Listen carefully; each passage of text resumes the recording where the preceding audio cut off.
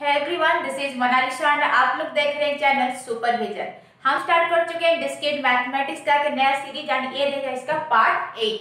तो पार्ट 7 में मैंने रिलेशन के बारे में पढ़ाया था, ऑर्डर्ड पेयर के बारे में पढ़ाया था एंड कार्टेशियन प्रोडक्ट के बारे में पढ़ाया था। तो आज का सेशन में हम डिस्कस करेंगे टाइप्स ऑफ रिलेशन।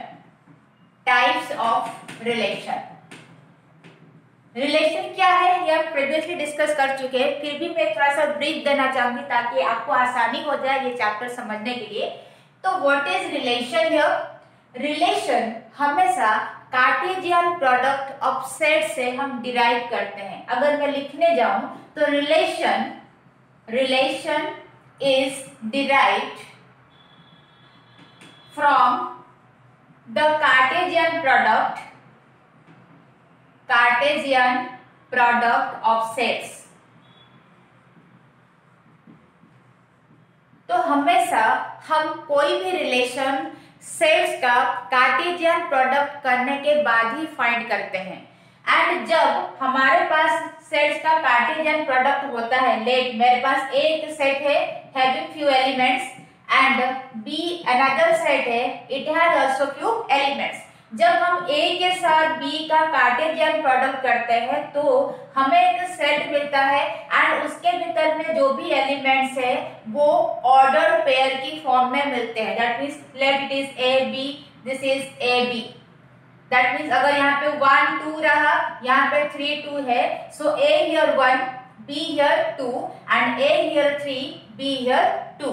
तो एलिमेंट्स ये क्या है? पैराइटिक एलिमेंट है, ये भी पैराइटिक एलिमेंट है, बट यहाँ पे एलिमेंट जो है वो ऑर्डर्ड पेयर की फॉर्म में है। ऑर्डर्ड पेयर मींस पहला element should belong to the first set and दूसरा element should belong to the second set. तो इस फॉर्म में मुझे कार्टेशियन प्रोडक्ट मिलता है। तो जब मैं इस कार्टेशियन प्रोडक्ट के ऊपर सर्टेन कंडीशन अप्लाई करती हूँ, देन मुझे जो भी सेट निकल के आता है हैविंग एलिमेंट्स, उस सेट को मैं क्या बोलती हूँ? रिलेशन बोलती हूँ। लेट मेरे पास जो कार्टेशियन प्रोडक्ट है उसमें क्या क्या एलिमेंट्स है? Suppose 1 2 1 4 and 4 2। Let and condition में क्या अप्लाई की कि जहां पे x is less than y, x जो है y से छोटा होगा। x y कौन है? एलिमेंट्स है, किसका? a एंड b सेट का। तो यहाँ पे क्रॉस प्रोडक्ट करने के बाद मुझे जो आउटपुट मिलता है दैट एक्स वाई की फॉर्म में होगा।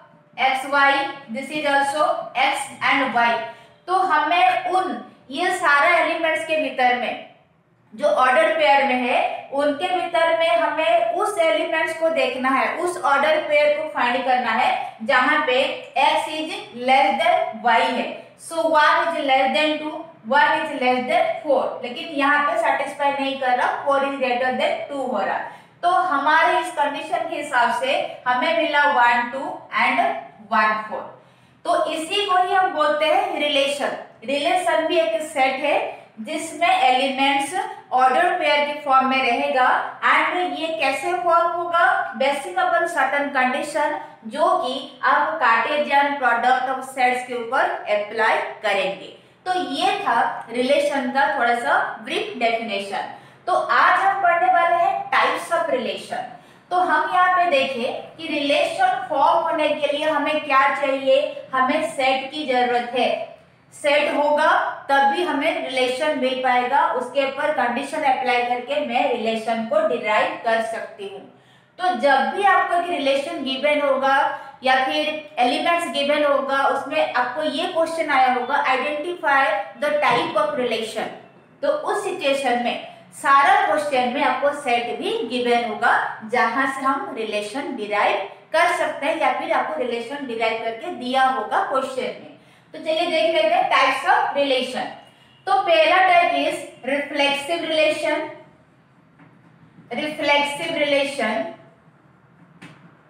Second one is anti reflexive relation and इसको इरिफ्लेक्सिव रिलेशन भी बोलते हैं। Irreflexive relation. Third one is symmetric relation, symmetric relation. Fourth one is asymmetric relation.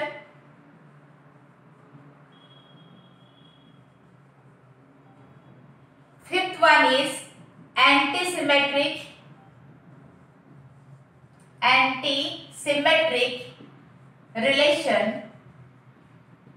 and transitive relation. Sixth one is transitive relation. So these are few types of relation जो कि हम पढ़ने वाले हैं। तो चलिए एक एक करके स्टार्ट करते हैं। तो फर्स्ट वन इज रिफ्लेक्सिव। तो हम रिफ्लेक्सिव एंड एंटी रिफ्लेक्सिव ये दोनों रिलेटेड है, तो हम इसको दोनों को ही कंपेयर करके चलेंगे। चलिए स्टार्ट करते हैं डेफिनेशन के साथ, एग्जाम्पल, दैट मीन्स पूरा डिटेल्स में हम डिस्कस करने वाले हैं। तो first one is reflexive relation. What is this reflexive? तो रिफ्लेक्सिव का मतलब क्या है? रिफ्लेक्स का मतलब होता है सेल्फ, इसका मतलब क्या है? सेल्फ, खुद। तो एक रिलेशन जो कि एक सेट से डिराइव होगा, क्योंकि अभी हम डिस्कशन करके गए थे कि रिलेशन डिराइव होने के लिए हमें क्या चाहिए? हमें सेट चाहिए। सेट का कार्टेशियन प्रोडक्ट हुआ होगा, उसके ऊपर कंडीशन अप्लाई होगा, तब भी जाके हमें एक रिलेशन मिल सकता है। तो जब भी हम रिलेशन का बात करते हैं तो हमेशा रिलेशन के भीतर में जो ऑर्डर पेयर एलिमेंट के फॉर्म में होगा, वो ऑर्डर पेयर कोई ना कोई सेट से डिराइव हुआ होगा। तो एक रिलेशन आर को हम रिफ्लेक्सिव तभी बोलेंगे, इसको मैं डेफिनेशन लिखने जाऊं, और relation R is R on set A. Let set क्या है? ए सेट है, जिसके थ्रू में आपको रिलेशन आर को डिराइव कर सकते हो। और relation R on set A is called reflexive. Reflexive बोला जाता है या फिर बोला जाएगा if every element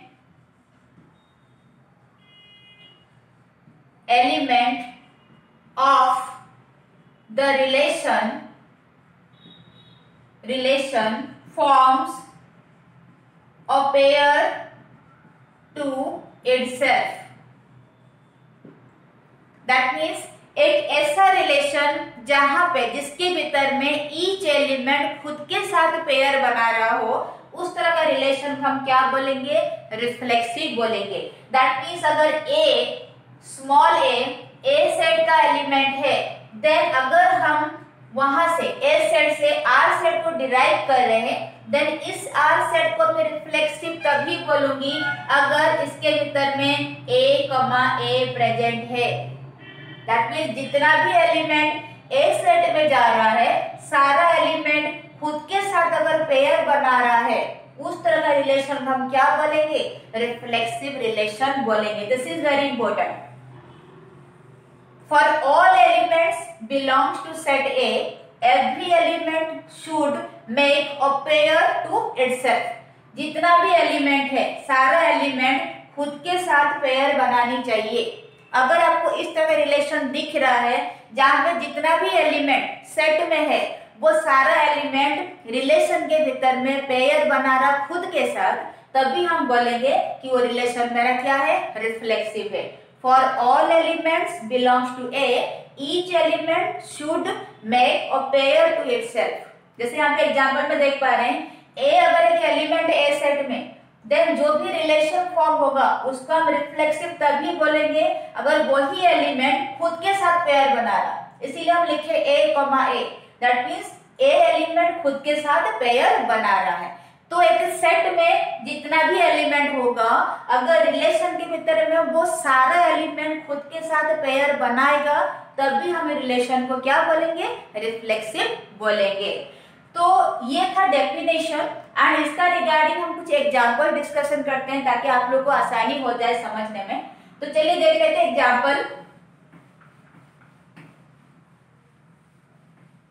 C first example, यहाँ पे दिया है ए सेट जिसमें एलिमेंट्स 1 2 3 4 है, एंड ए सेट से हम एक R1 नाम का रिलेशन फॉर्म किए हैं जिसमें एलिमेंट्स क्या है, 1 1 है, 2 4 है, 3 3 है, 4 1 है एंड 4 4 है। तो क्वेश्चन ये है कि क्या दिस एग्जांपल 1 में जो R1 नाम का रिलेशन है, वेदर R1 इज रिफ्लेक्सिव, क्या R1 रिफ्लेक्सिव रिलेशन है फ्रॉम दिस क्वेश्चन नंबर 1। तो एक रिलेशन अगर रिफ्लेक्सिव होगा तो ये रिलेशन R1 जिस सेट से डिराइव हुआ है, कौन सा सेट से डिराइव हुआ है, ए सेट से, तो ये ए सेट में जितना भी एलिमेंट है R1 सेट में उतना एलिमेंट खुद के साथ पेयर बनानी चाहिए। दैट मीन्स 1 है तो हमें 1 1 मिला, ओके ठीक है, 2 है तो हमें 2 2 मिलनी चाहिए, 3 है तो 3 3 मिलनी चाहिए, 4 है तो 4 4 भी मिलनी चाहिए। ये जो एलिमेंट्स खुद के साथ पेयर बना रहा है उनको छोड़ के अगर आपके पास एक्स्ट्रा एलिमेंट भी है, जैसे हमारे यहाँ पे 2 4 एक्स्ट्रा एलिमेंट है, मतलब यहाँ पे दोनों एलिमेंट जो है इटसेल्फ के साथ पेयर नहीं बना रहा, ये एक्स्ट्रा है, this is also extra, that means A का फॉर्म में नहीं है, this is not in the form of A का फॉर्म में नहीं है, this is also not in the form of A, that means similar element यहाँ पे नहीं है। तो ये अगर रहेगा तो भी चलेगा, एक्स्ट्रा एलिमेंट चलेगा, बट अगर आपको एक रिलेशन में रिफ्लेक्सिव रिलेशन है कि नहीं देखना है तो आपको ये चीज मेन ध्यान देना है कि जो रिलेशन जो भी सेट से डिराइव हुआ है उस सेट में जितना भी एलिमेंट है सारा एलिमेंट पहले खुद के साथ पेयर बनानी चाहिए। कोई एक भी अगर एलिमेंट मिसिंग हो रहा है, खुद के साथ पेयर नहीं बना रहा, तो हम उसको रिफ्लेक्सिव नहीं बोलेंगे। आई थिंक मेरा बात आपको समझ में आ रही है। तो ए सेट में मेरे पास 4 एलिमेंट्स है, तो चारों एलिमेंट खुद के साथ अगर कोई रिलेशन के भीतर में पेयर बना रहा है देन हम उस रिलेशन को क्या बोलेंगे, रिफ्लेक्सिव बोलेंगे। तो R1 के भीतर में 1 1 तो है, 1 एलिमेंट खुद के साथ पेयर बना रहा है, 3 3 भी है, 3 जो है खुद के साथ पेयर बना रहा, 4 4 भी है, 4 एलिमेंट जो खुद के साथ पेयर बना रहा, बट यहाँ पे 2 2 प्रेजेंट नहीं है, दैट मीन्स एक ऐसा एलिमेंट है जो कि खुद के साथ पेयर नहीं बना रहा है। तो इसीलिए R1 रिलेशन मेरा रिफ्लेक्सिव नहीं है, R1 इज नॉट रिफ्लेक्सिव। क्यों? क्योंकि 2 2 does not belong to R1। A set में जो 2 नाम का एलिमेंट है वो खुद के साथ पेयर नहीं बना रहा है इन R1। अगर 2 2 प्रेजेंट होता तो हम बोलते हैं कि R1 मेरा क्या है, रिफ्लेक्सिव है। तो पहला चीज है आपको देखना है जितना भी एलिमेंट एक सेट का होगा वो खुद के साथ पेयर बनानी चाहिए। उनको छोड़ के अगर आपके पास और एक्स्ट्रा एलिमेंट्स है तो भी कुछ वरीड होने वाला बात नहीं है, वो रिलेशन रिफ्लेक्सिव होगा। जैसे यहाँ पे है 2 4 एक्स्ट्रा है, 4 1 एक्स्ट्रा है, तो कोई बात नहीं है, रिफ्लेक्सिव होगा। किस कंडीशन में? ये हमारे पास एक्स्ट्रा एलिमेंट हो सकते हैं बट हमें मेन चीज यहाँ देखना कि 1 1 भी होनी चाहिए, 2 2 होनी चाहिए, 3 3 होनी चाहिए एंड 4 4 होनी चाहिए। But in our example R1 के भीतर में 2 2 प्रेजेंट नहीं है, इसीलिए R1 मेरा क्या होगा, रिफ्लेक्सिव नहीं होगा। So coming to this relation R2, क्या R2 जो है वो रिफ्लेक्सिव है? Weather R2 is reflexive? C, R2 कहां से डिराइव हुआ है? ए सेट से, दैट मींस ए सेट के भीतर में जितना भी एलिमेंट है सब R2 के भीतर में खुद के साथ पेयर बनानी चाहिए। सो 1 1 होनी चाहिए, 2 2 होनी चाहिए, 3 3 होनी चाहिए, 4 4 भी होनी चाहिए। ये चारों खुद के साथ पेयर बनानी चाहिए। उनके बाद इनके अलावा अगर और भी कुछ एक्स्ट्रा एलिमेंट है तो भी कोई दिक्कत नहीं है, हम उस रिलेशन को रिफ्लेक्सिव बोलेंगे। तो हम यहाँ पे चेक करते हैं, 1 1 1 खुद के साथ पेयर बना रहा है, ओके। 2 एलिमेंट जो है 2 2 है, 2 एलिमेंट खुद के साथ पेयर बना रहा है, ये भी ठीक है। देन 3 है, 3 3 3 3 मेरा है, तो 3 जो है खुद के साथ पेयर बना रहा है, ये भी ओके है। Then next element last one is 4, तो 4 4 भी प्रेजेंट है, दैट मीन्स 4 जो है खुद के साथ पेयर बना रहा है। दैट मीन्स ये हमारा जितना भी एलिमेंट था जहां से R2 डिराइव हुआ है, जिस सेट से 4 एलिमेंट है वहां से R2 डिराइव हुआ है, एंड R2 के भीतर में ये सारा एलिमेंट खुद के साथ पेयर बना रहा है। 1 1 2 2 3 3 4 4, 1 2 3 4, 1 1 होनी चाहिए जो कि है, 2 2 होनी चाहिए जो कि है, 3 3 होनी चाहिए जो कि है, एंड 4 4 भी होनी चाहिए जो कि प्रेजेंट है। इसीलिए R2 मेरा क्या है, रिफ्लेक्सिव होगा। ये जो एलिमेंट है ये एडिशनल एलिमेंट है, तो इससे कोई प्रॉब्लम नहीं है। आपको देखना है कि ईच एलिमेंट खुद के साथ पेयर बना रहा कि नहीं बना रहा, उनको छोड़ के बाकी जितना भी एलिमेंट है रहने से कोई प्रॉब्लम नहीं है। हम उस रिलेशन को क्या बोलेंगे, रिफ्लेक्सिव बोलेंगे। सो R2 जो है मेरा रिफ्लेक्सिव है। आई थिंक यहां तक आपको समझ में आया होगा कि हम उसको रिफ्लेक्सिव किस कंडीशन में हम एक रिलेशन को रिफ्लेक्सिव बोलेंगे। देन नेक्स्ट टाइप देखते हैं एंटी रिफ्लेक्सिव और irreflexive relation. Anti reflexive relation, anti reflexive relation is just opposite to reflexive relation. Reflexive में था कि ईच एलिमेंट खुद के साथ पेयर बनानी चाहिए। एंटी रिफ्लेक्सिव क्या है कि जो भी एलिमेंट ए सेट में, कोई भी सेट में होगा, उस सेट से हम जो भी रिलेशन डिराइव करेंगे, रिलेशन के भीतर में कोई भी एलिमेंट खुद के साथ पेयर नहीं बनानी चाहिए। रिफ्लेक्सिव था कि पेयर बनानी चाहिए खुद के साथ, एंटी रिफ्लेक्सिव बोल रहा है कि कोई भी एलिमेंट खुद के साथ पेयर नहीं बनानी चाहिए। ये जस्ट अपोजिट है रिफ्लेक्सिव का। तो हम क्या लिखेंगे, a relation R on set, let A set है, each said to be anti reflexive. Anti reflexive हम तभी बोलेंगे इफ अगर ए सेट में बिलोंग कर रहा है, then A that means each element खुद के साथ पेयर नहीं बनानी चाहिए in relation R. This is important. A set में जितना भी एलिमेंट है, कोई भी एलिमेंट खुद के साथ पेयर नहीं बनानी चाहिए इन रिलेशन। रिफ्लेक्सिव बोल रहा था कि ईच एलिमेंट, जितना भी एलिमेंट ए सेट में रहेगा, रिलेशन के भीतर में उतना एलिमेंट होनी चाहिए, वो भी खुद के साथ पेयर बनानी चाहिए। लेकिन एंटी रिफ्लेक्सिव बोल रहा है कि जो भी एलिमेंट कोई भी सेट में बिलोंग कर रहा होगा, लेट ए सेट में बिलोंग कर रहा, हम जब ए सेट से आर को डिराइव कर रहे हैं, इस आर को मैं एंटी रिफ्लेक्सिव तभी बोलूंगी अगर कोई भी एलिमेंट जो कि ए सेट में है खुद के साथ पेयर नहीं बना रहा है। आई थिंक यहां तक आपको समझ में आ रही होगी। तो एक एग्जांपल देके हम देखते हैं। This is important. कोई भी एलिमेंट खुद के साथ पेयर नहीं बनानी चाहिए। रिफ्लेक्सिव बोल रहा है कि एलिमेंट जो है खुद के साथ पेयर बनानी चाहिए। This is reflexive. अभी हम डिस्कस किए, जितना एलिमेंट ए सेट में होगा, सारा एलिमेंट खुद के साथ पेयर बनानी चाहिए in relation. But anti reflexive बोल रहा है कि जितना भी एलिमेंट कोई भी सेट में है, रिलेशन के भीतर में वो सारा एलिमेंट खुद के साथ पेयर नहीं बनानी चाहिए। This is important, this is very important. तो चलिए इसका रिगार्डिंग हम एक एग्जाम्पल देख लेते हैं एंटी रिफ्लेक्सिव का। ले कमिंग टू क्वेश्चन नंबर 2। तो यहाँ पे गिवन है ए सेट जिसमें 1 2 3 4 मेरा एलिमेंट्स है। तो R1 एक रिलेशन है जो कि ए से डिराइव किए हैं, R2 एक रिलेशन जो कि ए से डिराइव किए हैं। तो R1 सेट के रिलेशन के भीतर में ये सारा एलिमेंट्स है।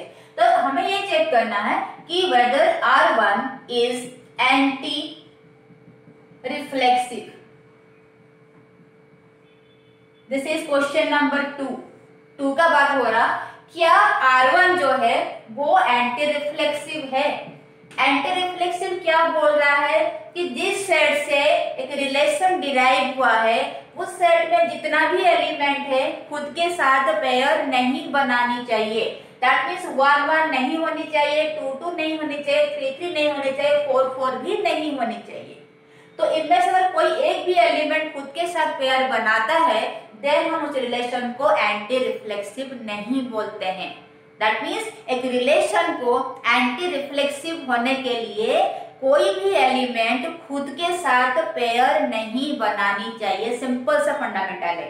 तो R1 में देखिए, R1 में हमारा देखिए कहाँ पेयर बन रहा है, 3 3 है, 4 4 है। दैट मीन्स 3 खुद के साथ पेयर बना लिया, 4 खुद के साथ पेयर बना लिया। लेकिन हमारा एंटी रिफ्लेक्सिव बोल रहा है कि ए नहीं होनी चाहिए इन R। कोई भी एलिमेंट खुद के साथ पेयर नहीं बनाएगा। बट R1 में क्या हो गया, 3 3 भी प्रेजेंट है, 4 4 भी प्रेजेंट है, जो कि नहीं होनी चाहिए। क्यों? क्योंकि ये ए का फॉर्म में है, दिस इज ऑल्सो ए का फॉर्म है। दैट मीन्स एक एलिमेंट खुद के साथ पेयर बना रहा, 3 खुद के साथ पेयर बना रहा, 4 खुद के साथ पेयर बना रहा, जो कि एंटी रिफ्लेक्सिव में नहीं होनी चाहिए। तो इसीलिए R1 मेरा एंटी रिफ्लेक्सिव नहीं है। आई थिंक यहां तक आपको समझ में आ रहा होगा। तो चलिए नेक्स्ट देखते हैं। कमिंग टू R2, क्या R2 is anti reflexive? R2 मेरा एंटी रिफ्लेक्सिव है क्या? R2 में क्या है देखिए, 1 2 1 3 2 4, कोई भी एलिमेंट खुद के साथ पेयर नहीं बना रहा है। 1 1 भी नहीं है, 2 2 भी नहीं है, 3 3 भी नहीं है, 4 4 भी प्रेजेंट नहीं है।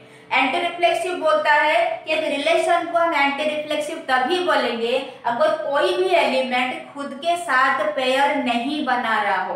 तो यहाँ पे कोई भी एलिमेंट खुद के साथ पेयर नहीं बना रहा।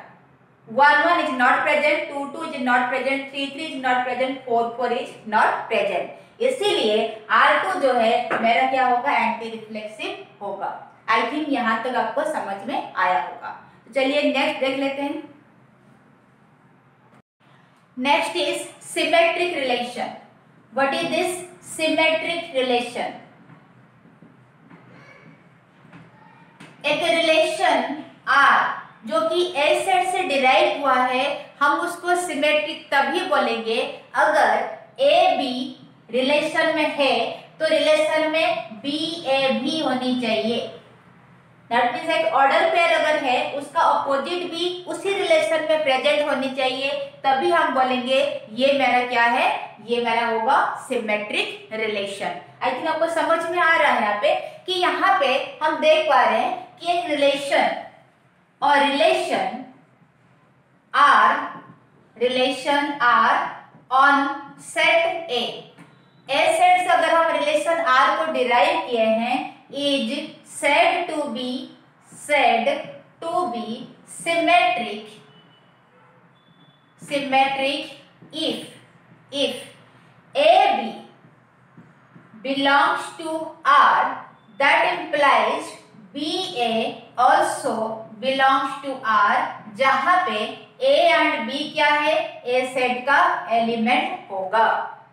इसका मतलब है अगर A सेट में A एंड B नाम का एलिमेंट है, देन अगर एक रिलेशन हम A सेट से फॉर्म कर रहे हैं, उस रिलेशन को हम सिमेट्रिक तभी बोलेंगे अगर A भी रिलेशन में प्रेजेंट है, देन उसका ऑपोजिट भी रिलेशन में प्रेजेंट होनी चाहिए। दैट मीन्स अगर A B है, देन B A एलिमेंट भी उसी रिलेशन में होनी चाहिए, तभी हम बोलेंगे मेरा रिलेशन क्या है, सिमेट्रिक होगा। This is very important. जो भी एलिमेंट प्रेजेंट होगा रिलेशन के भीतर में in the form of A B, उसका ऑपोजिट बी ए भी उसी रिलेशन में प्रेजेंट होनी चाहिए, तभी हम उस रिलेशन को क्या बोलेंगे, सिमेट्रिक बोलेंगे। दैट मीन्स अगर 1 2 प्रेजेंट हो रहा है रिलेशन R के भीतर में, उसी रिलेशन R में अगर 2 1 भी प्रेजेंट है, देन हम उस रिलेशन को क्या बोलेंगे, सिमेट्रिक बोलेंगे। आई थिंक यहां तक आपको समझ में आ रहा होगा। अगर दो एलिमेंट ए भी है एक सेट ए के भीतर में, एंड जो भी हम रिलेशन ए सेट से फॉर्म कर रहे हैं, उस रिलेशन में अगर इफ लिखा है, उस रिलेशन में अगर ए बी नाम का एलिमेंट है, देन दैट इंप्लाइज देन उसी रिलेशन में बी ए भी होनी चाहिए।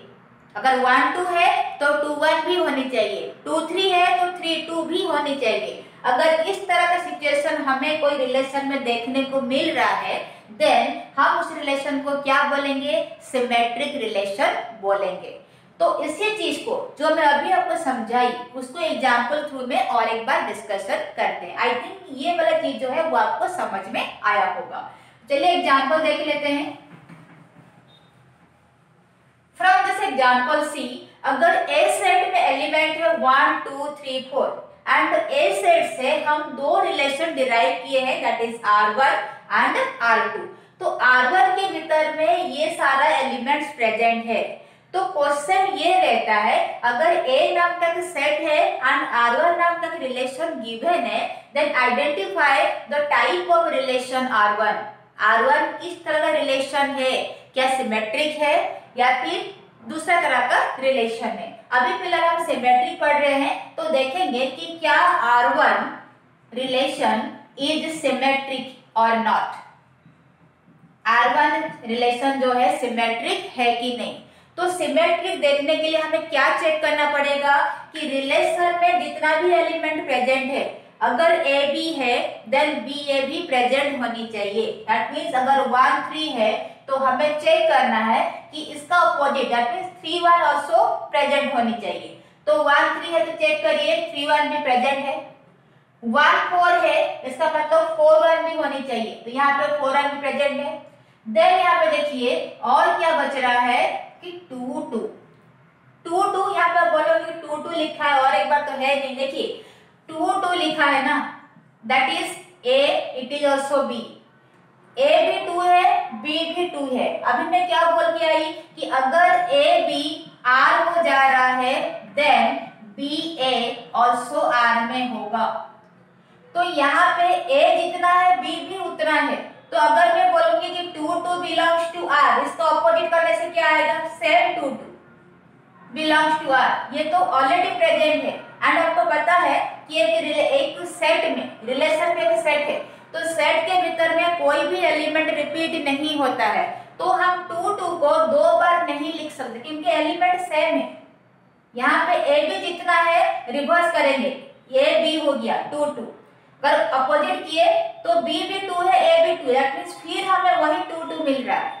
तो हमें एक ही चीज को, एक ही एलिमेंट को रिलेशन के भीतर दैट मींस सेट के भीतर में बार बार नहीं लिखा रहता क्योंकि elements in the set unique रहता है एंड हमारा R1 जो रिलेशन है वो भी एक सेट है, कर्ली ब्रैकेट के भीतर में है, सेपरेटेड बाय कॉमा। इसीलिए 2 2 को हम 2 बार नहीं लिख के एक ही बार लिखे हैं। That means it is also ए भी अगर R में है तो बी ए भी R में प्रेजेंट है for this element also. I think यहाँ तक आपको समझ में आ रहा होगा। ए बी हमारा 2 2 था, हम चेक करेंगे कि क्या बी ए भी प्रेजेंट है। तो अगर इसी को हम अपोजिट करते हैं तो सेम मेरे को 2 2 मिल रहा, तो क्या मैं यही 2 2 को 2 बार लिखूंगी, नहीं लिखना है। जैसे यहाँ पे 1 3 हुआ 3 1, यहाँ पे ऑर्डर चेंज हो रहा है, ये अलग अलग है ऑर्डर, तो हम इसको 2 बार लिखे। बट 2 2 दैट मींस अगर ए बी प्रेजेंट है 2 2 भी प्रेजेंट है, आप बोलोगे कि ए बी प्रेजेंट है दैट मींस 2 2 प्रेजेंट है, तो इसका रिवर्स क्या है B A, that means again वही 2 2 प्रेजेंट होनी चाहिए क्योंकि ए जितना है बी तो उतना ही है। तो 2 2 अगर ए बी हो रहा है देन बी ए कितना होगा, अगेन 2 2 है। तो क्या हम ऐसा लिखेंगे कि 2 2 फिर लिखेंगे 2 2 एक सेट के भीतर में, नहीं होता है। क्यों? क्योंकि सेट में एलिमेंट्स क्या होते हैं, यूनिक होता है। दैट मींस यहाँ पे जो 2 2 है वो ऑल्सो इसी फॉर्मेट में है। A B belongs to R, तो बी ए भी आर को बिलोंग कर रहा है, इसीलिए हम उसको 2 बार नहीं लिख के एक ही बार लिखे क्योंकि यहाँ पे ए जितना है बी भी उतना है। तो रिवर्स करने से भी हमें वही 2 2 मिल रहा है। तो दो चीज, एक ही चीज को 2 बार नहीं लिख के क्योंकि एलिमेंट्स रिपीट नहीं होते, इसलिए हम एक ही बार लिखे। सो यहाँ पे A B belongs to R and B A also belongs to R. तो इसीलिए ये जो मेरा रिलेशन R1 है वो क्या है, सिमेट्रिक है, सिमेट्रिक है। आई थिंक यहाँ तक आपको समझ में आया होगा। Next coming to R2 relation, क्या R2 जो है रिलेशन मेरा वो सिमेट्रिक है। सिमेट्रिक के लिए हम देखेंगे कि अगर ए बी R में जा रहा है then B A also R में जानी चाहिए। अगर A B element B relation R में है देन बी ए इसका अपोजिट ऑल्सो R में होनी चाहिए। एंड यहाँ पे चेक करिए क्या है कि 1 1 दिया है। हम अभी चेक करके आए कि अगर 1 1 लिखा है दिस इज ऑल्सो सिमेट्रिक। क्यों? क्योंकि A B belongs to R.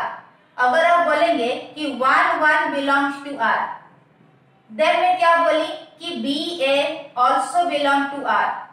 अगर इसी को मैं अपोजिट करूंगी, क्योंकि ए बी अगर 1 1 है तो बी ए कितना होगा, सेम 1 1 होगा। That means 1 1 also belong to R. तो हम एक रिलेशन के भीतर में एक ही चीज को 2 बार नहीं लिखे, एक ही बार लिखे हैं। दैट मीन्स 1 1 की केस में A B belongs to R and B A also belongs to are.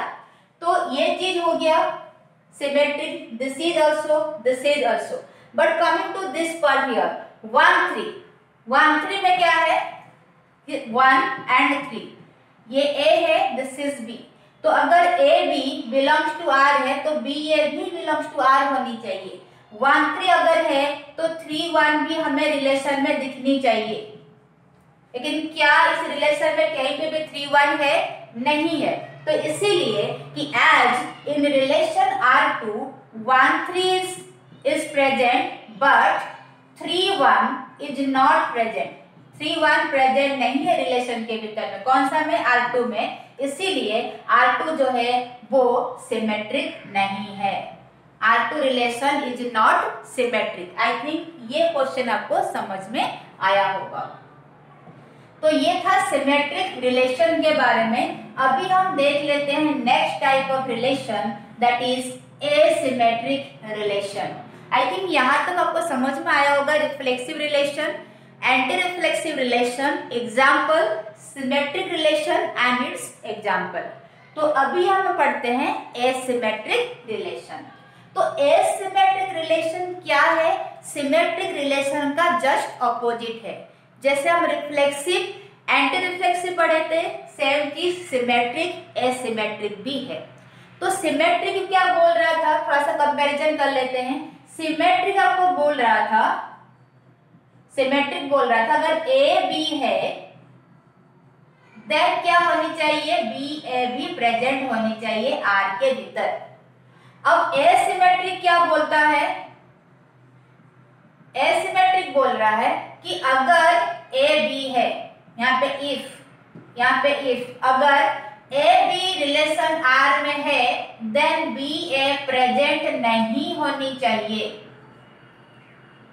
Symmetric बोला कि एक एलिमेंट का ऑपोजिट भी होनी चाहिए। एसिमेट्रिक बोल रहा है एक एलिमेंट का ऑपोजिट रिलेशन में नहीं होनी चाहिए। दैट मीन्स अगर ए बी आर को बिलोंग कर रहा है तो बी ए अगर आर को भी बिलोंग किया, आर रिलेशन में प्रेजेंट रहा, तो हम उसको सिमेट्रिक बोलते हैं। बट एसिमेट्रिक बोलना कि अगर ए बी रिलेशन में प्रेजेंट है तो बी ए रिलेशन में नहीं प्रेजेंट होनी चाहिए। तो इसी को हम बोलेंगे एसिमेट्रिक। तो डेफिनेशन क्या लिखेंगे कि a relation are on set A is said to be asymmetric if this one, if AB belongs to R, that implies BA should not belong to R। जहां पे A B दोनों क्या है, एक सेट का एलिमेंट होगा। कोई भी सेट, मैं एज्यूम की हूं ए सेट में अगर element A and B present है तो जो भी रिलेशन हम ए सेट से डिराइव कर रहे हैं उस रिलेशन में अगर A B है देन उसी रिलेशन में फिर से B A नहीं होनी चाहिए। अगर ये कंडीशन सेटिस्फाई किया तो हम क्या बोलेंगे कि मेरा जो रिलेशन है वो एसिमेट्रिक रिलेशन है। तो इसी को जस्टिफाई करने के लिए हम एक एग्जांपल देख लेते हैं। आई थिंक यहाँ तक आपको समझ में आया होगा। सो दिस इज जो बॉक्स के भीतर में मैं रखी हूँ, दिस इज वेरी इंपॉर्टेंट। अगर ये आपको समझ में आ रहा है तो आपको इजी होगा फाइंड करने के लिए कि कौन सा रिलेशन का टाइप क्या है। तो एसिमेट्रिक को हम पढ़ते हैं विथ एग्जाम्पल। देखिए क्वेश्चन नंबर 2 में क्या है कि ए सेट में एलिमेंट्स है 1 2 3 4। हम R1 एंड R2 हमें गिवन है। कहां से डिराइव हुआ है? ए सेट में डिराइव हुआ है। अभी क्वेश्चन ये है कि क्वेश्चन नंबर 2 में क्या R1 इज एसिमेट्रिक, क्या R1 जो सेट है, रिलेशन है, वो एसिमेट्रिक है कि नहीं है। तो एसिमेट्रिक का रूल क्या है कि अगर A B belongs to R है then B A should not belong to R होनी चाहिए। तो यहाँ पे देखिए R1 रिलेशन में 1 2 किस में बिलोंग कर रहा है? 1 2 जो है R1 में है। तो हमें ये चेक करना है कि 2 1 नहीं होनी चाहिए। 1 2 अगर है तो 2 1 नहीं होनी चाहिए। तो यहाँ पे देखिए 1 2 है बट कहीं पे भी 2 1 प्रेजेंट नहीं है। So this is okay. 2 3 है तो हमें ये चेक करना है कि 3 2 नहीं होनी चाहिए। तो 2 3 है, कहीं पे भी 3 2 नहीं दिख रहा है, that means it is also okay. Then 4 3 है, हमें ये चेक करना है कि 3 4 नहीं होनी चाहिए। तो अपना यहाँ पे रिलेशन के भीतर में 3 4 कहीं पे दिख नहीं रहा है, so it is also okay. So इसीलिए R1 रिलेशन जो है मेरा सिमेट्रिक एसिमेट्रिक होगा। R1 रिलेशन मेरा एसिमेट्रिक होगा।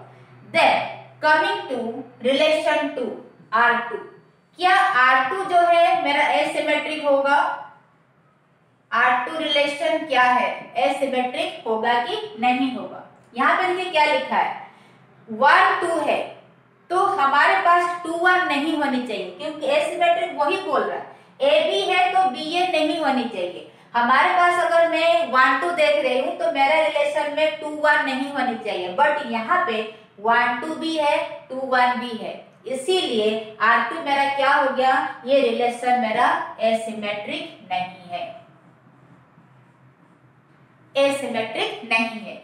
आई थिंक ये डेफिनेशन के साथ एग्जाम्पल आपको समझ में आया होगा। तो चलिए नेक्स्ट देख लेते हैं। Next is antisymmetric relation. Next is antisymmetric relation.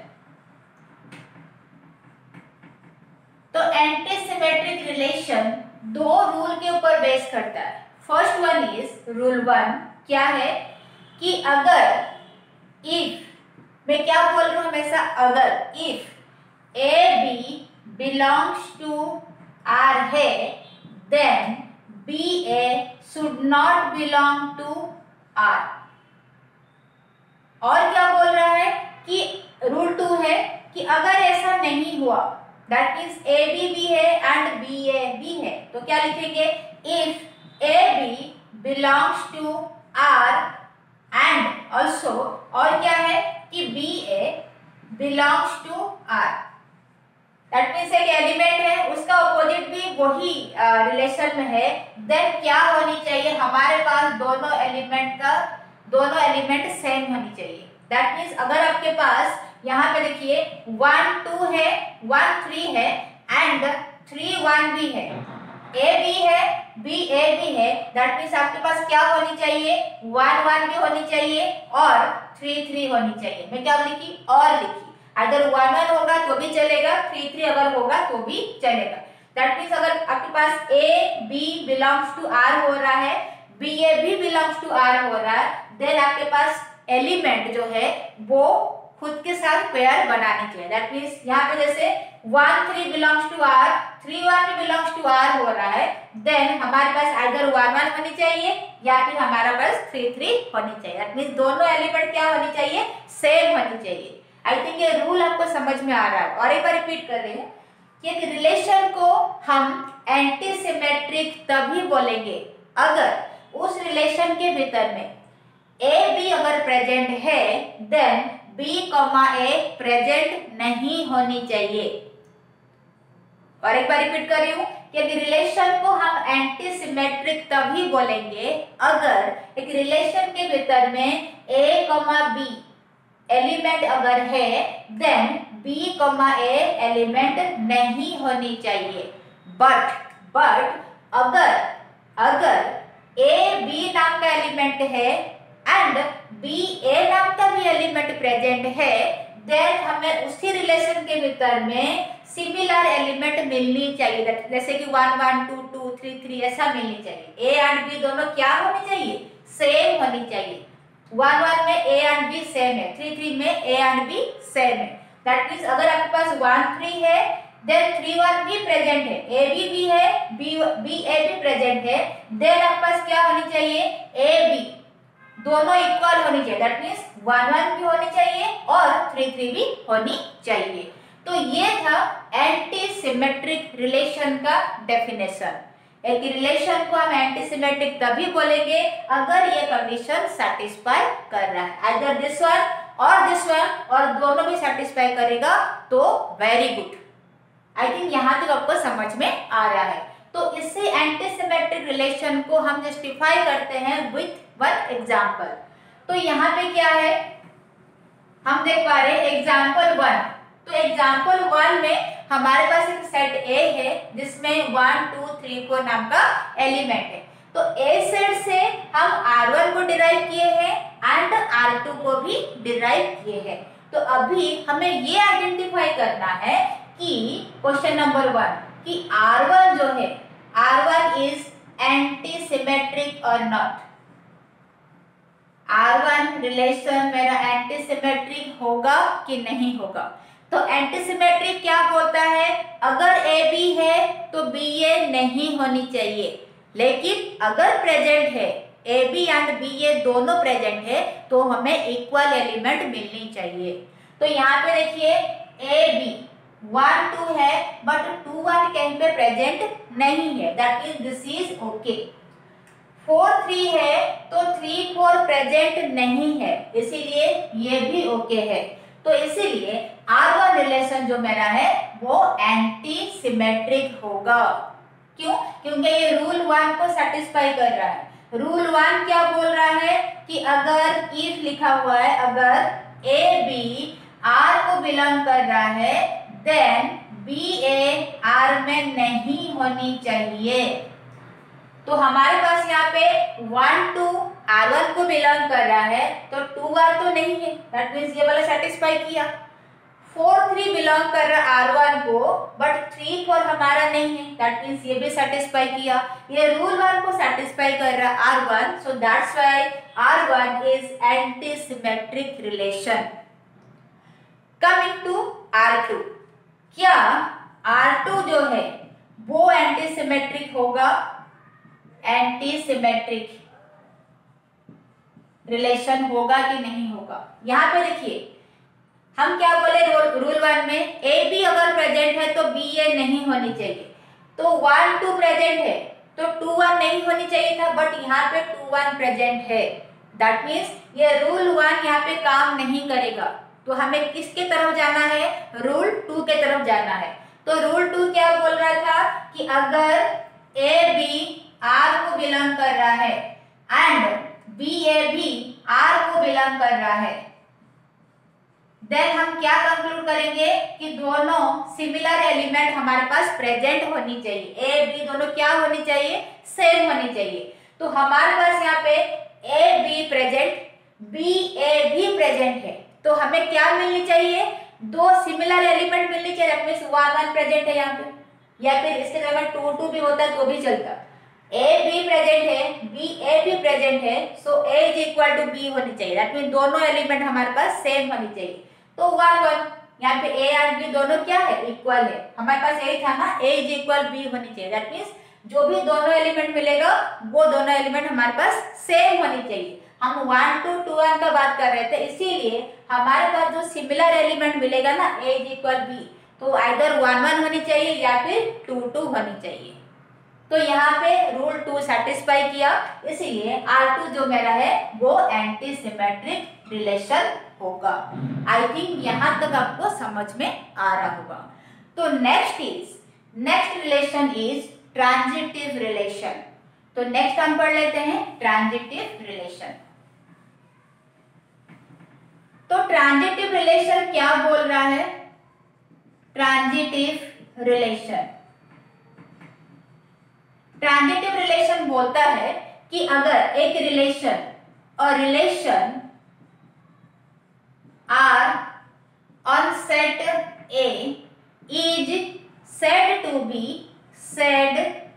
be transitive तभी होगा if क्या है, this is important, if A B belongs to R, B C, B and C, B C belongs to R, that implies A C also belongs to R होनी चाहिए, जहां पे A B C तीनों क्या है, ए set, कोई भी set का एलिमेंट होनी चाहिए।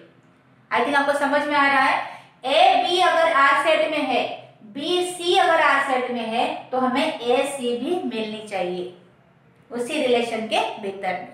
तो ट्रांजिटिव को हम ऐसे समझ सकते हैं, मान लीजिए कि x नाम का स्टूडेंट है, y नाम का स्टूडेंट है एंड z नाम का स्टूडेंट है। x ने क्या किया, x ने y को एक स्टोरी सुनाया, x ने z को कुछ नहीं सुनाया, किसको सुनाया, y को सुनाया। तो x जो भी सुनाया y सुन लिया। अब y क्या किया, y जाके z के पास बोल दिया कि मैंने ये स्टोरी सुना है। दैट मीन्स x जो स्टोरी y को बोला था, तो ये y से पास कहाँ हो गया, z के पास हो गया। तो x यहाँ पे z को खुद कुछ नहीं बोला, लेकिन इसका स्टोरी y के थ्रू में z के पास चला गया। तो इसी को बोलते हैं ट्रांजिटिव रिलेशन। x y को बोला एंड y जाके z को बोल दिया, तो x का बाद कहां तक चला गया, z के पास चला गया। बट x ने z को कुछ नहीं बोला था, x ने y को बोला था एंड x का बाद z तक में चला गया, किसके थ्रू में, y के थ्रू में। तो इसी को बोलते हैं ट्रांजिटिव रिलेशन। तो यहाँ पे सेम चीज है, अगर a b r को जा रहा है, a b फिर b c, देन a से c हम रिलेट कर सकते हैं, तो a c भी r में होनी चाहिए। जैसे x y को बोला, y z को बोल दिया, तो x का बात इनडायरेक्टली z के पास पहुंच गया। x ने z को कुछ नहीं बोला था, लेकिन x का बात इनडायरेक्टली z के पास पहुंच गया। इसी को हम बोलते हैं transitivity.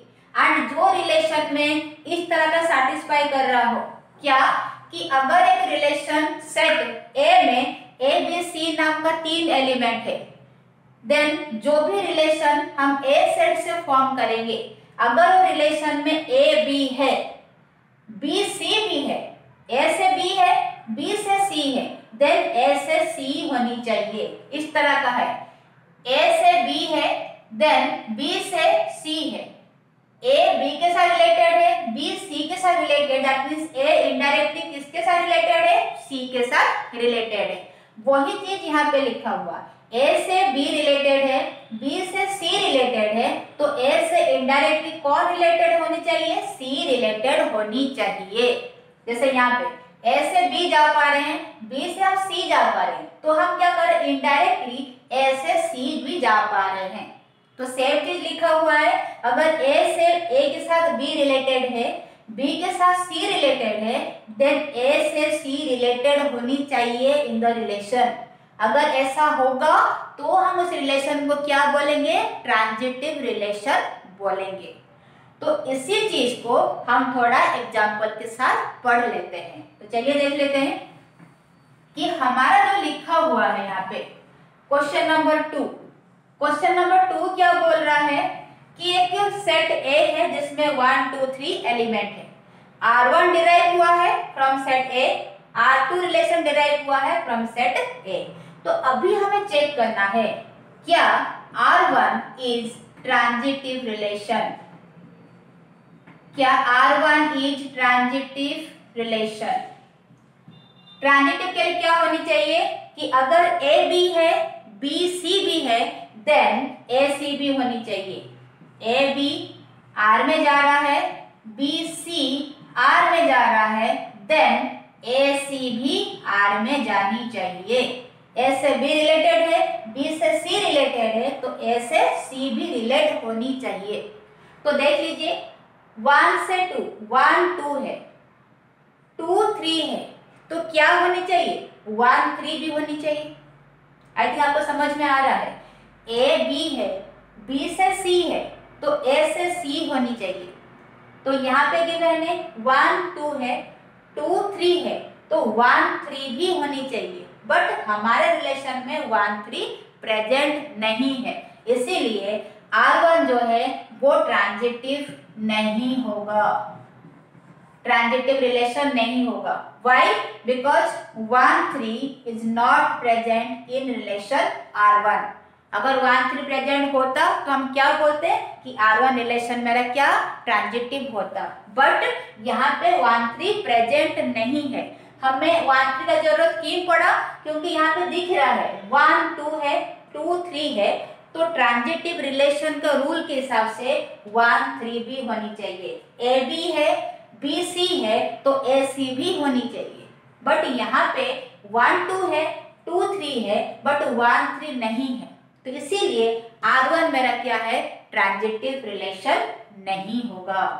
So coming to R2 relation, क्या R2 रिलेशन ट्रांजिटिव है? क्या R2 रिलेशन मेरा ट्रांजिटिव है? R2 क्या बोल रहा है? देखिए 2 3 है, 2 3 3 1, दैट मीन्स क्या होनी चाहिए 2 1 होनी चाहिए जो कि प्रेजेंट है। 2 से 3 है, 3 से 1 है, दैट मीन्स 2 से 1 होनी चाहिए जो कि यहाँ पे प्रेजेंट है। And what is this one? This is 1 1।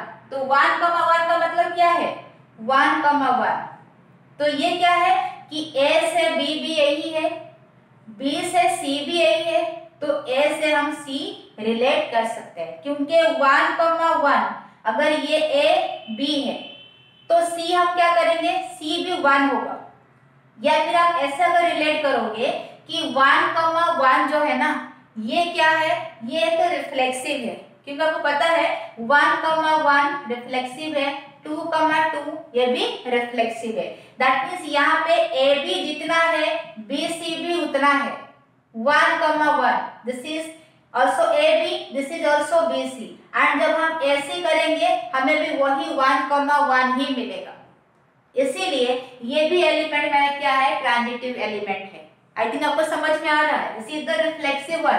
Reflexive में ए बी जितना है 1 1 है, बी सी भी वही 1 1 है, एंड जब हम ए बी एंड ऐसा लिखेंगे, सपोज मैं ए बी लिख रही हूं, देन बी सी लिख रही हूं, ए से बी एंड बी से सी, देन ए से मैं सी लिख सकती हूँ, क्योंकि 1 1 में 1 1 एलिमेंट में ए बी जितना है बी सी भी उतना है, ए सी भी उतना होगा, क्योंकि एलिमेंट दोनों क्या है?